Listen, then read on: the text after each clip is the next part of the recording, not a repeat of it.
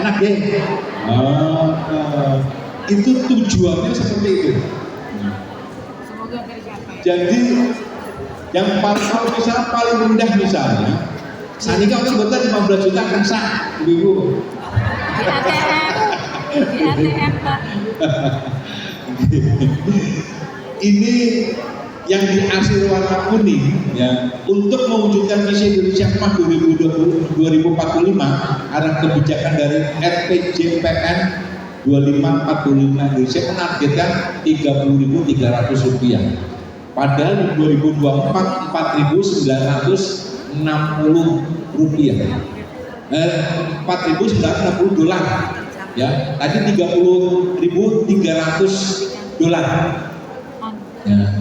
Sehingga rata-rata sekitar 8,9% per tahun. Jadi tiap tahunnya itu 8,9% tiap tahun. Kalau sekarang 5 sampai 6%.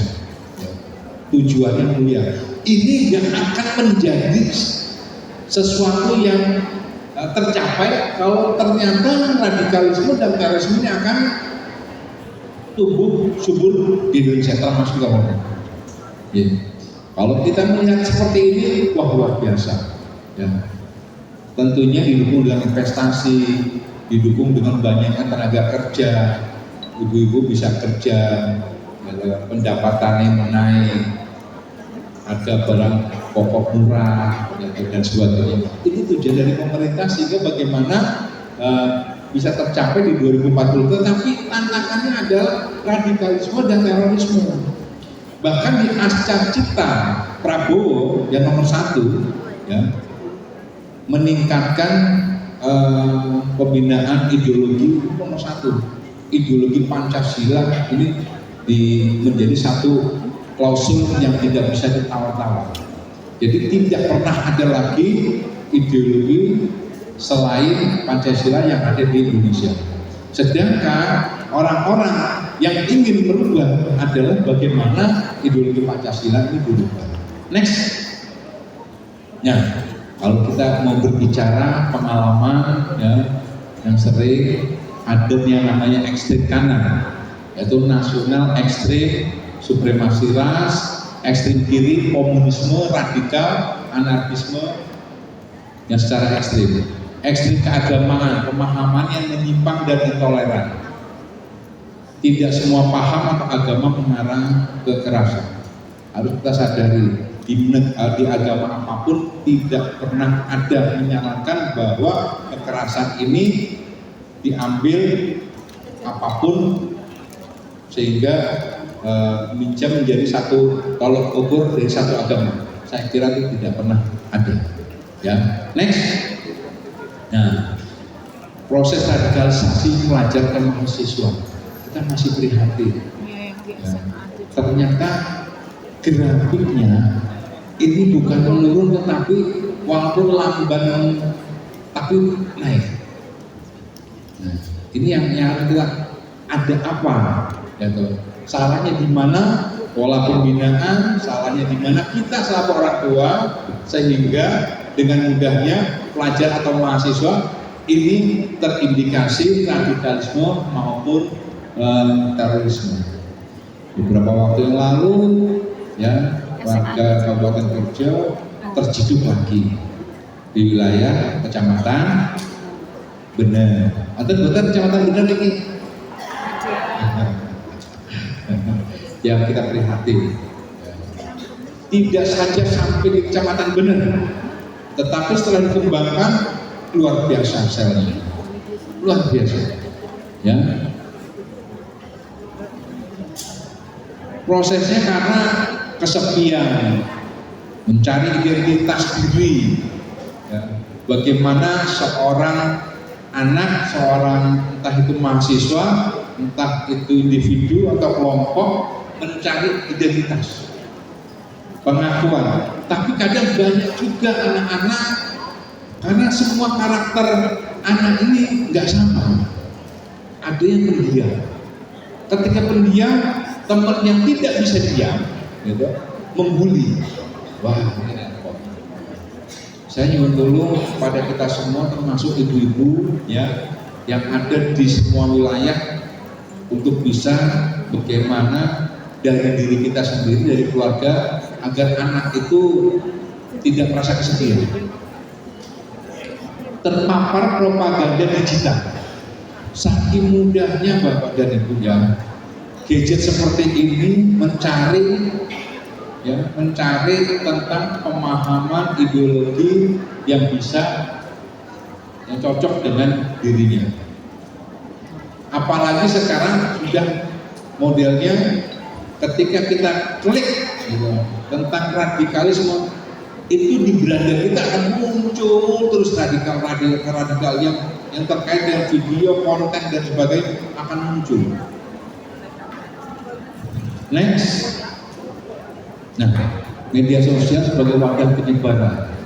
Ini yang kita takutkan. Ini yang akan kita lakukan. Seorang pelajar bisa membuat bom rakitan kalau tidak dari media sosial, dari mana? Begitu ketatnya pengawasan yang terkait terorisme, tetapi masih saja ada anak-anak maupun mahasiswa yang bisa membuat bom rakitan dan mematikan.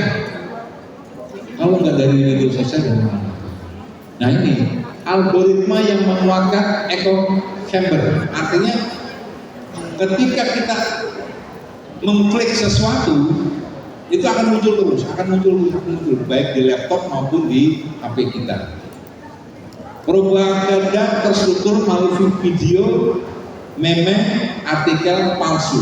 Banyak sekali tersebar artikel palsu bahwa di kota ini sedang berkonsolidasi latihan, padahal tidak ada. Seorang kelompok pengajian direkrut mengatakan sumpah dan mati, enggak ada. Itu dengan mudah dan gampang. Apalagi sekarang model AI.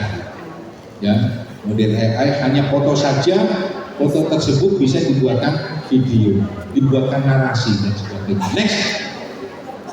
Contoh kasus di Indonesia diantaranya adalah ini.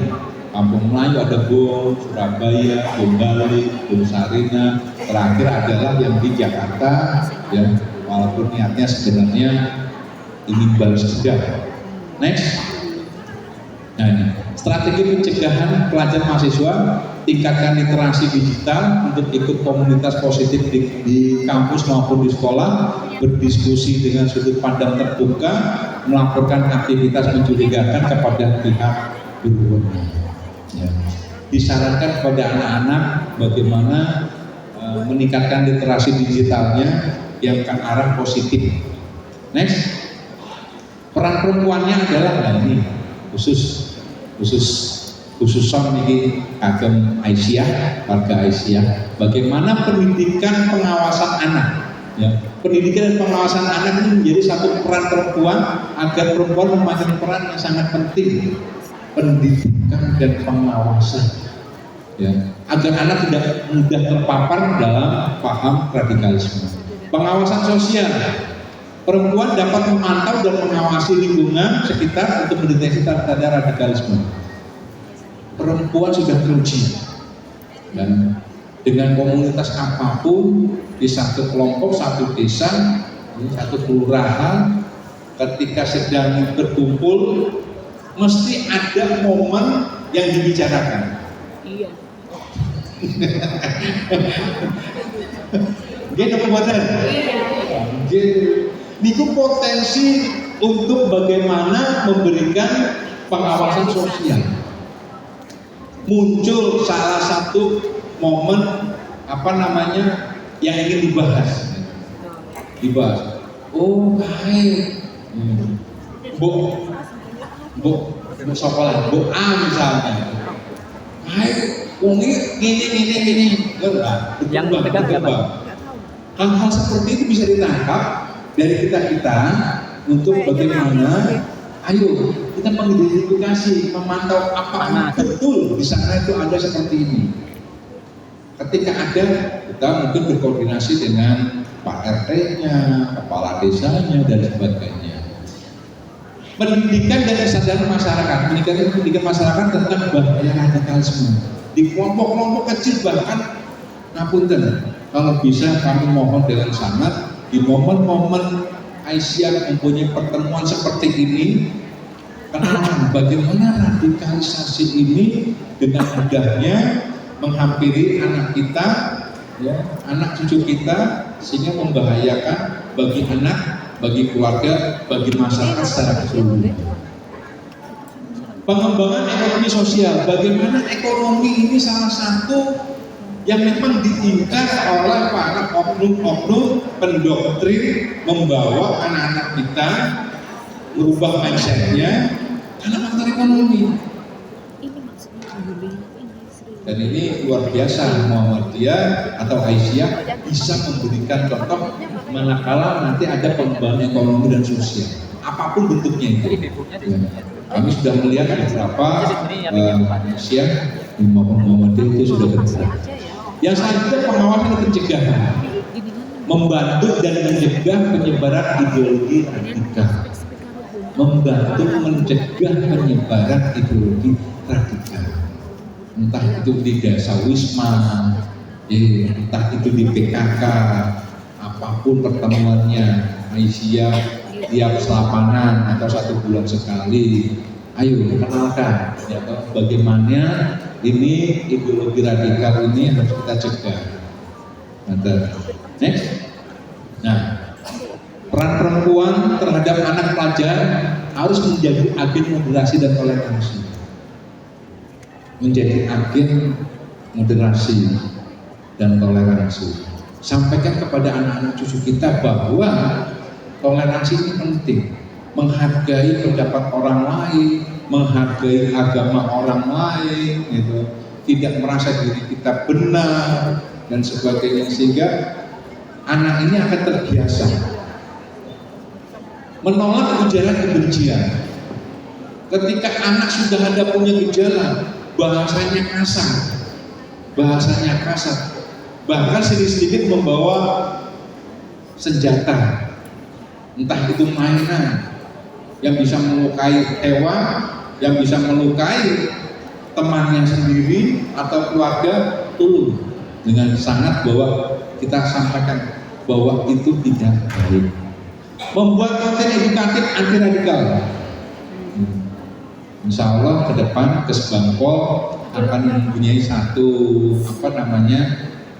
kegiatan yang nanti akan melibatkan semua unsur, semua elemen, bagaimana membuat satu konten edukasi menangkal radikalisme atau terorisme yang ada di Kabupaten Kudus. Menguatkan wawasan kebangsaan dan Pancasila penting, ya, ini sangat penting. Kami prihatin, ya, ada sekolah yang memang di Kabupaten Kudus yang memang tingkatannya sudah bagus, gitu. Ketika ini pengalaman, ya, saya cerita pengalaman. Ketika ada rekrutmen paskibraka, ketika ada paskibraka, banyak yang mendaftar, ternyata mereka itu tidak paham wawasan kebangsaan. 4 pilar tidak paham. Dipancing apakah boleh Pancasila diganti? Boleh. Alasannya sesuai dengan dinamika, sesuai dengan perkembangan zaman. Luar biasa. Nah, kita harus banyak-banyak. Kita juga mensonding dari tingkat pendidikan, dari dinas pendidikan maupun kepada pihak sekolah, bagaimana bisa mencangkolkan wawasan kebangsaan atau Pancasila dengan yang mudah dicerna oleh anak-anak, sehingga anak-anak itu paham.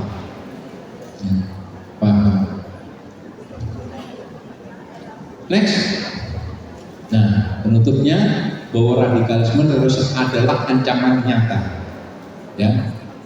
Radikalisme, terorisme adalah ancaman nyata, bukan angan-angan. Dan itu ada di sekeliling kita. Para pelaku-pelaku yang siap bergerak dan sebagainya ada di sekitar kita. Yang kedua, tidak akan tercapai di Indonesia emas apabila radikalisme masih berkembang di Indonesia. Indonesia emas itu nggak akan tercapai ya, kalau misalnya muncul radikalisme, terorisme, perang saudara. Ini yang dicapai adalah seperti itu. Kalau kita berbicara pengalaman sejarah, ya, ada politik impera, politik memecah belah. Ini pengalaman sejarah, dan ternyata itu bangsa negara lain yang mempunyai kepentingan itu menggunakan pola-pola itu. Dan Ciloko ini apa ya?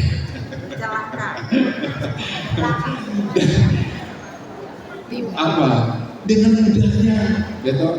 Kita dikasih iming-iming untuk memecah belah, memfitnah, menjelek-jelekan aliran ini, aliran itu, yang satu tersulut dan sebagainya.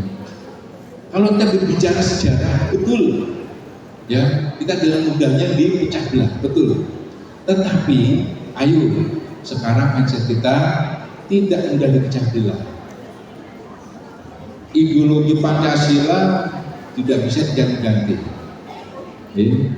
Cegah tangkal radikalisme yang mengarah pada terorisme. Cegah tangkal radikalisme yang mengarah pada terorisme. Ini sedikit saya intermezzo.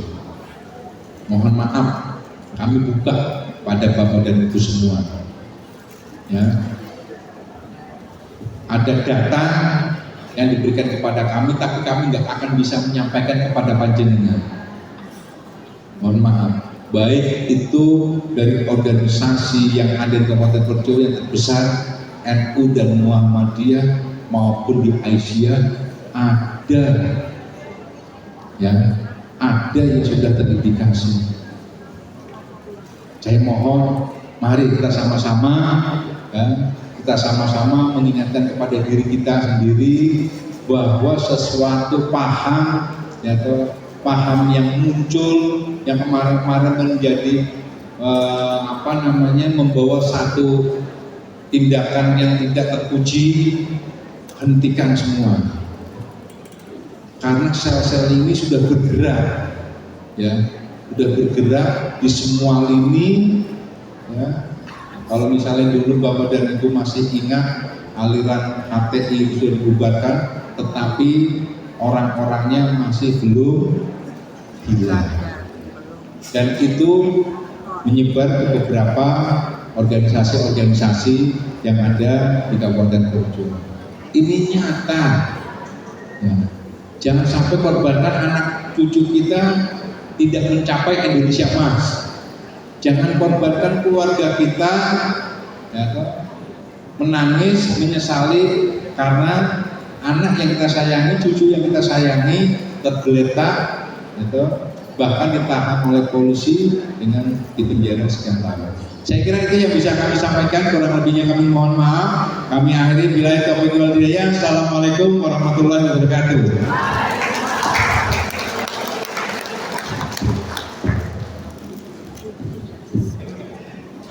Baik, terima kasih Pak Agus Widianto SIPMSI atas materi yang disampaikan. Betul sekali bahwa radikalisme dan terorisme saat ini masih menjadi ancaman untuk negara kita, dan kita sebagai perempuan, ibu memiliki peran yang sangat penting untuk upaya mencegah terorisme dan juga radikalisme. Mulai dari berperan dalam upaya pencegahannya, kemudian pendidikan dan pengawasan, serta pengembangan ekonomi sosial. Semoga dengan materi yang disampaikan ini kita dapat mewujudkan Indonesia, kita dapat berkontribusi dalam mewujudkan Indonesia Emas 2045 sebagai ibu-ibu Aisyah yang berpendidikan, yang berkemajuan, yang turut berkontribusi untuk mencegah atau meminimalisir terorisme dan juga radikalisme. Baik, materi berikutnya akan disampaikan oleh Ibu Sri Susilowati SE. Beliau adalah Ketua Komisi 4 DPRD Kabupaten Purworejo dengan tema peran perempuan dalam legislasi, mengadvokasi hak dan juga kepentingan masyarakat. Baik Ibu, saya persilahkan untuk penyampaian materinya. Assalamualaikum warahmatullahi warahmatullahi wabarakatuh. Bismillah, alhamdulillah, wa syukurillah, la haula wa la quwata illa billah. Yang sangat kami hormati Rektor UMP yang tadi diwakili oleh Ibu Dr. Dwi Irawati MSI, yang kami hormati